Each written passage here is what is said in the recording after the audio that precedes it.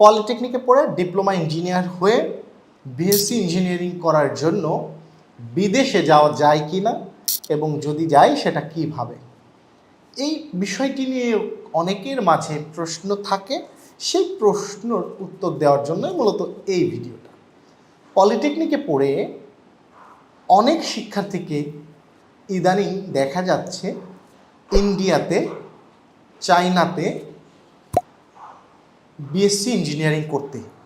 বিশেষ করে চায়নাতে একটা স্কলারশিপের সুযোগ সৃষ্টি হয়েছিল গত 4-5 বছর আগে সরকারি মাধ্যমে, কিন্তু বর্তমানে সেখানে গিয়ে অনেক শিক্ষার্থী বেসরকারি এজেন্সির মাধ্যমে তারা চায়নাতে শিক্ষার্থীদের নেওয়ার কার্যক্রম চালাচ্ছে, যেখানে বাংলাদেশে অনেক ডিপ্লোমা ইঞ্জিনিয়াররা গিয়ে বিএসসি ইঞ্জিনিয়ারিং করছে।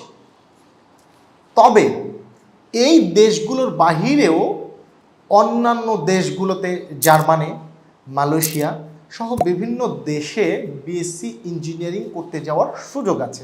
এই জন্য প্রপার চ্যানেলের মাধ্যমে কমিউনিকেট করে আবেদন করে যাওয়া যায়।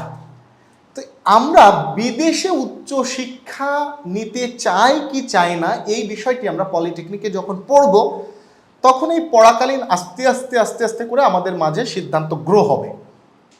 কিন্তু বিদেশে গিয়ে উচ্চশিক্ষার সুযোগ আমি লুফে নেব কি নেব না, সেইটা এখন থেকে তোমাদের মাথায় ঢোকার পূর্বে এই তথ্যগুলো থাকা দরকার।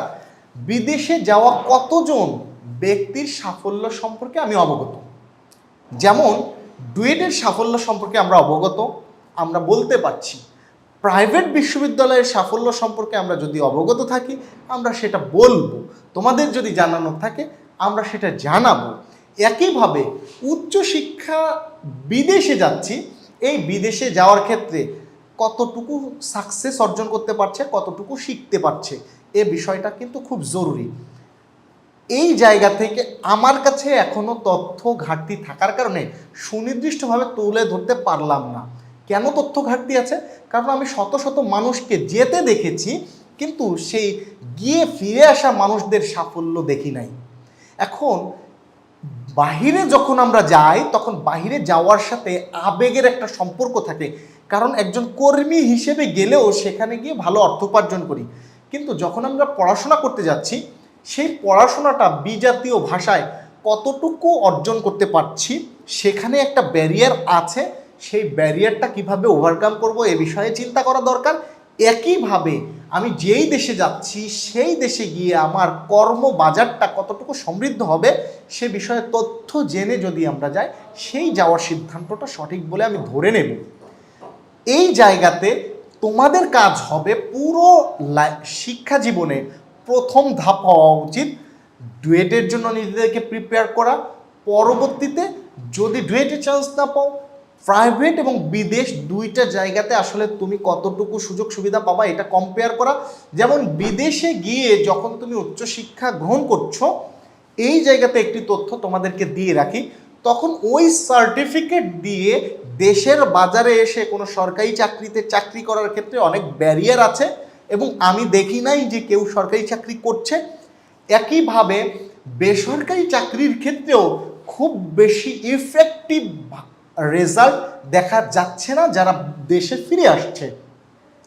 এই জায়গাতে একটা গ্যাপ তৈরি হচ্ছে। দেশের যতই সে সোশ্যাল মিডিয়ার সাথে কানেক্টেড থাকুক, আমি একটা জায়গাতে সশরীরে উপস্থিত না থাকলে সেই জায়গা থেকে একটা মিস ইনফরমেশন ক্রিয়েট হয়, সেই জায়গাতে আমার একটা অ্যাবসেন্স ক্রিয়েট হওয়ার মাধ্যমে আমার অনেক কিছু ঘাটতি তৈরি হয়ে যায়।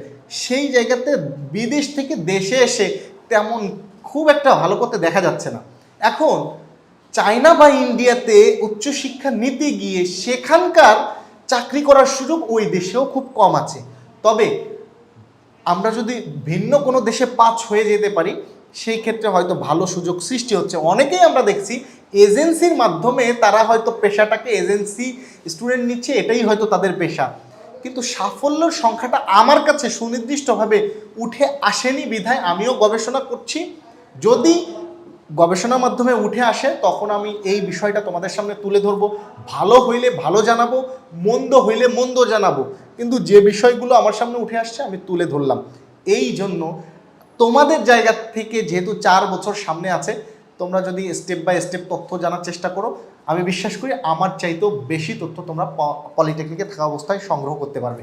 আরেকটি বিষয়, এই যে তুমি যে উচ্চ শিক্ষার জন্য টাকা খরচ করতে চাইছো, এই জন্য মানসিক প্রস্তুতি গ্রহণ করছো, কিন্তু সেই তুমি যদি পলিটেকনিকে থাকা অবস্থায় নিজেকে গরিব ঘোষণা করো, নিজেকে মধ্যবিত্ত ঘোষণা করে তোমার প্রত্যেকটা সেমিস্টারে কম করে 30-40 হাজার টাকা খরচ হবে, মাসিক খরচ হবে কম করে 5,000 টাকা, সেটা তুমি নিজ জেলায় পড়ো বা অন্য পলিটেকনিকে পড়ো, অর্থাৎ পুরো ডিপ্লোমা ইঞ্জিনিয়ারিং শেষ করতে তোমাকে খরচ করতে হবে 2.5 থেকে 3 লক্ষ টাকা নিজের থাকা খাওয়া বাবদ। এই অবস্থায় তুমি 10, 15, 20 হাজার 30 হাজার টাকা খরচ করে স্কিল অর্জন করছো না, সেক্ষেত্রে তুমি দেশে শিক্ষা অর্জন করো অথবা বিদেশে শিক্ষা অর্জন করো, কিভাবে সফল হবে এই বিষয়টা ভাবা দরকার।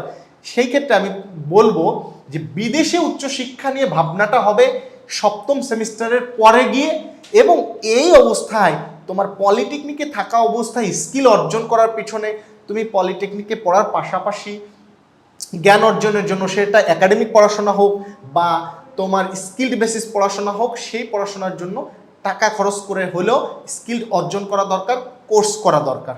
ধন্যবাদ সবাইকে।